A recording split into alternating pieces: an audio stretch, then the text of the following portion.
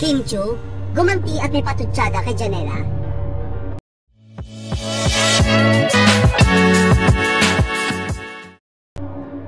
Usap-usapan ngayon sa social media ang Chinita princess na si Kim Chiu.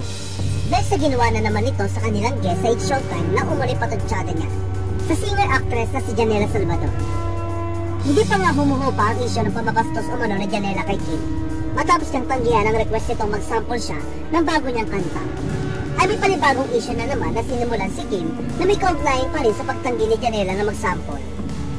Nitong Lunes, April 15, bumisita kasi sa Showtime ang KD Lex na tambalan nila Alexa Ilacan at KD Estrada para i-promote ang kanilang upcoming concert na Add to Heart. Ngunit bukod dito, pinapromote rin ni Darren Espanto ang bagong kanta ni Alexa na Believing in Magic. Ikinabigla nga ng Madlang People at ang ibang host na biglang sumingit si Kim at umirit ang sample mula kay Alexa. Ani ni Kim, "Alexa, pwede ka bang mag-sample ng bago mong single?"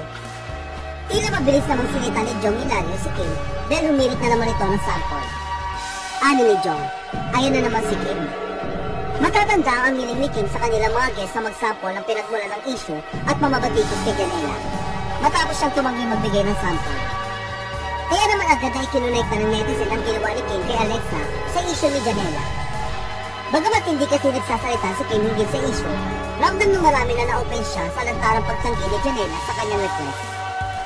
Kaya umanong mukhang gumaganti at pinatututsadahan niya si Janela matapos siyang humiling din ng sample kay Alexa.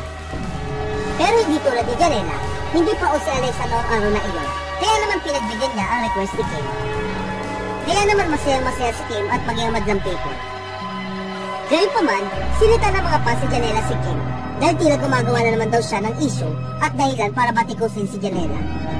Mukhang pinamumukha raw kasi ni Kim kay Janela na ito lang ang maarting guest na artist ng It's Showtime na tumangging magbigay ng sample.